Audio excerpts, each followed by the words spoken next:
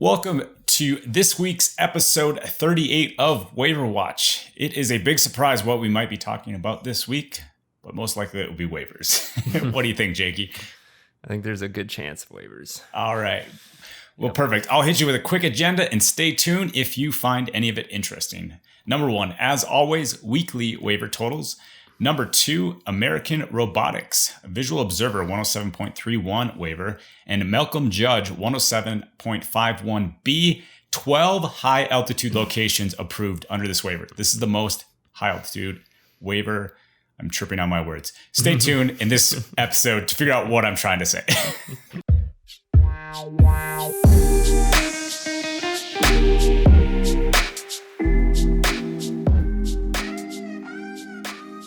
Welcome to this week's episode 38 of Waiver Watch on August, help me out, 9th, 2020. It's so funny. I never know what day it is. That's why I always know to look at my watch now. Wait for it. Like, August, yeah. So Jakey is always helping me out here. But as always, Jakey, hit us with the weekly waiver totals.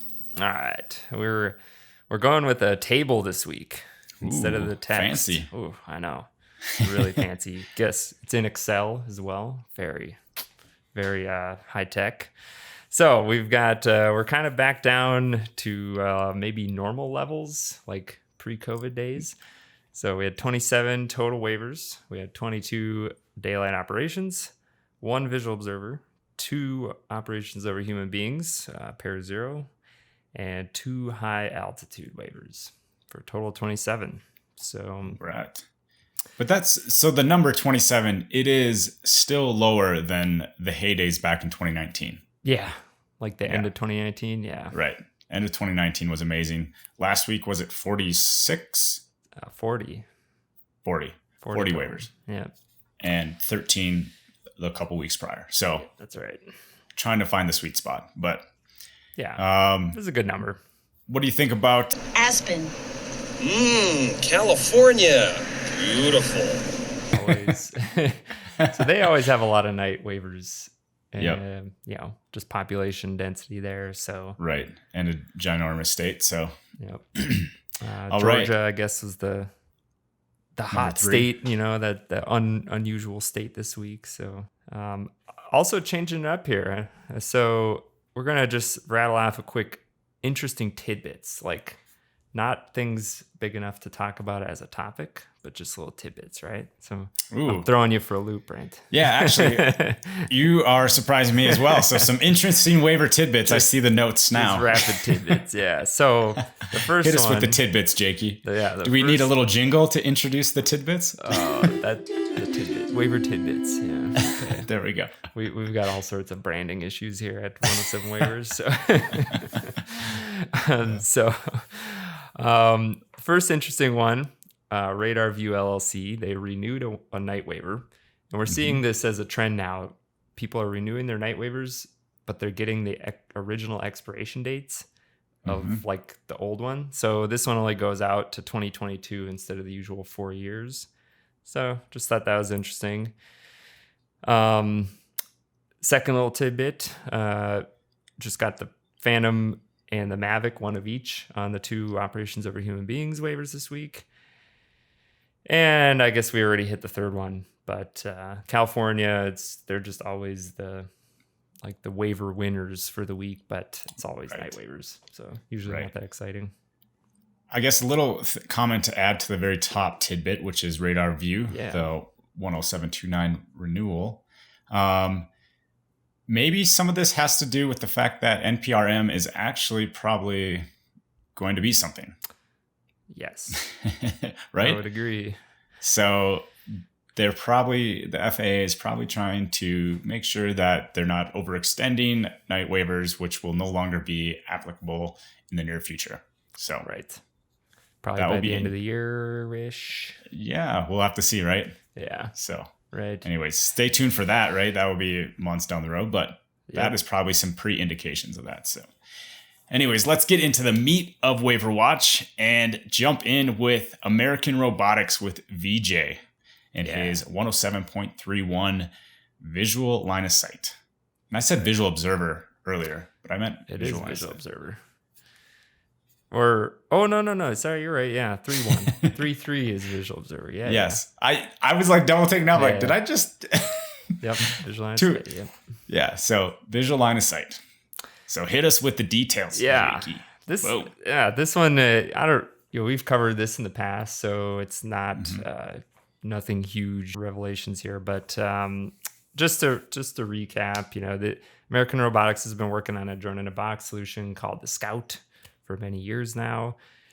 They seem to be just continually kind of updating this waiver to do some of their testing. I think this one adds a new location in addition to some of the previous ones that they've held. This waiver amended a waiver from last year. So just another case of kind of building on approvals, guys like Aerobotics and Matternet, you just keep building. The one interesting thing about this one that we've noted before, though, is that there's a provision number 10, which talks about a detect system and making sure it's operational and it identifies non-participating aircraft. So that's kind of the one unique thing about this. We don't really know what he's working on, but there's some sort of technology he's working on to get rid of the eyeballs, get rid of the humans. So that's kind of cool. Right. And that would, that just only makes sense for scalability of drone in a box, right? The point to drone in the box is to put it at a facility that you can do these, routine inspections where you're deploying it from a command center inside of a building. Yep. And right. So yeah, very much probably looking to develop that technology so that they can take that person out of the field, like you said, remove the eyeball, the human eyeball, right? The human eyeball. Yep. Yeah. So perfect. And I did notice one thing when I was snooping their website this morning. So previously they've been, I think their main vertical was ag. This was supposed to be something you'd put on your farm and it'd go out and inspect your crops, give you a report on it.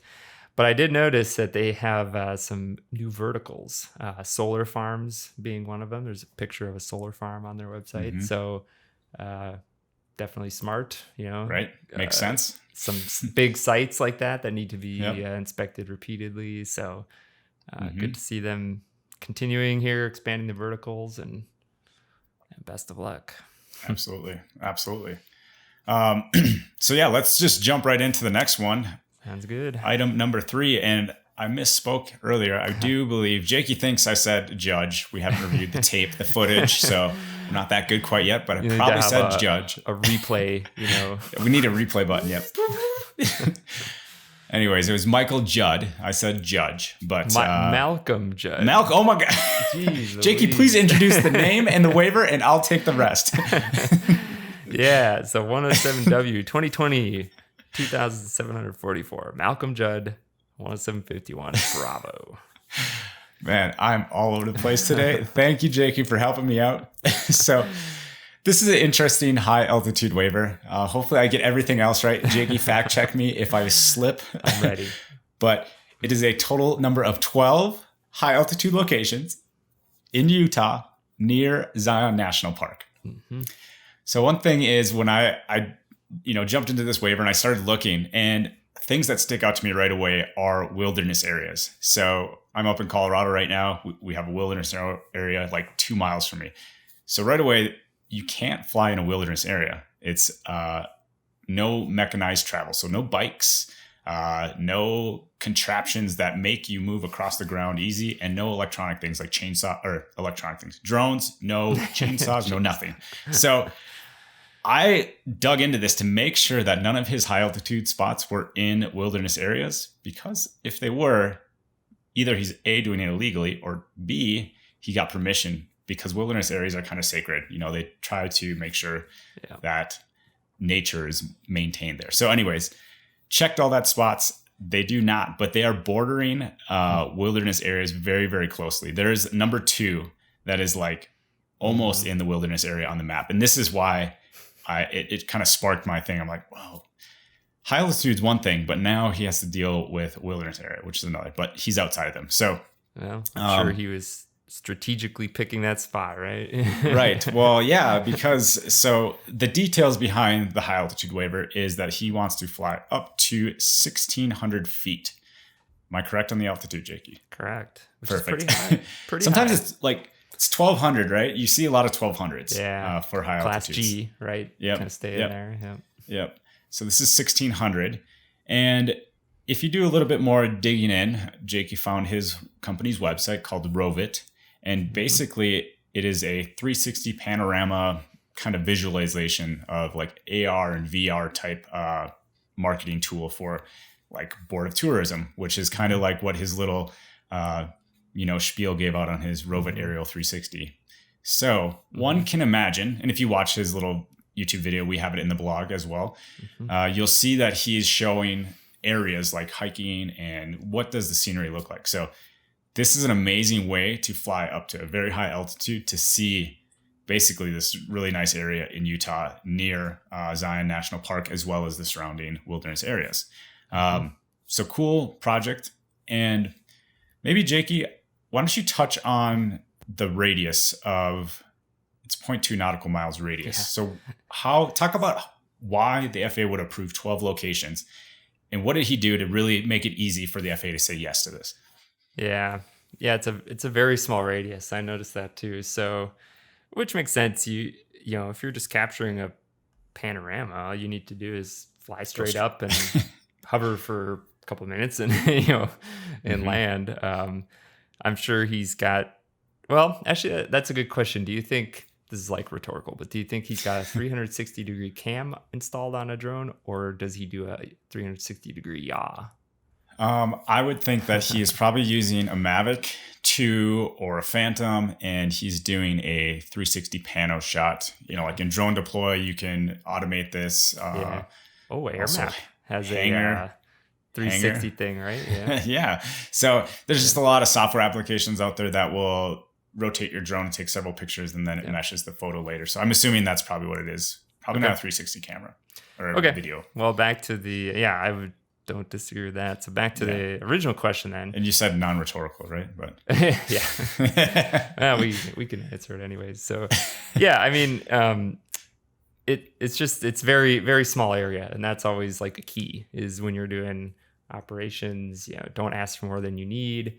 A lot of these, when you kind of zoom in on Google Maps, a lot of these places are just rural areas. So you're not, you're not flying in the middle of town or near populated areas. So, just keeping it very nicely scoped in, away from airports. There is an airport in this map here, but it's generally speaking, outside of all controlled airspace with respect to airports. So all said, just kind of low risk, rural areas, just flying straight up, straight back down. Good use case. I think it's cool business idea too. Yeah, definitely. And these will be, I was kind of looking at some of the altitudes. It's around 8,000 feet at the max. So he's going to be 9,000 and some change MSL at the end of the day. So that's a pretty impressive height. You certainly have to consider different operating environments when you're going that much higher, right?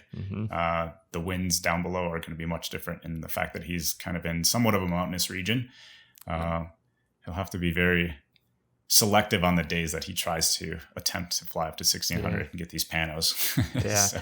Well, I also noticed the waiver is for a pretty short time, like two or 3 weeks. So, it's always a gamble when you get these short-term waivers, right? Hopefully the project goes well, the weather cooperates. Right. Nothing so actually, goes wrong. August 4th to August 31st. So he has about a month. This month, essentially. So he's 4 days behind. So if he hasn't gotten his shots, But I mean, a good thing to point out as well, right? The duration of the application. The waiver is less than a month. Just ask for what you need again. Don't ask for, years long or whatever. That's make it easy for the FAA to say yes. Yep. Absolutely. So no, I think this amazing episode here. We got, slight building of the crawl, walk, run with American Robotics. And then you have someone really using the high altitude waiver for a business case, and very clear cut and probably straightforward and not a lot of work. What is the 2,744? So that was June. He started that probably in May. Yeah. I was going to say it's a pretty average turnaround time on those. except for ours, right? Maybe I forgot about that tidbit. Yeah, Let's close with that, and then we'll wrap up. But yeah, why don't you tell that story? Oh, that's a great story. That's a good tidbit. We'll have to add that. So we got one of the high altitude waivers this week with Malcolm here. So we submitted it back in March, and we were busy doing other things, not really focused on keeping track of it. And after a while, we started going like, man, this is taking a really long time. It's been under review or checking drone zone. Like, what is going on here? Other people are getting approvals with numbers past ours. So you're like, okay, well, they've certainly gotten to the queue, right? Right. So we email UAS help, which is amazing, by the way. Great resource. And it's like, hey, just wondering, like, what's up with this? Can waivers get lost, And sure enough, it did.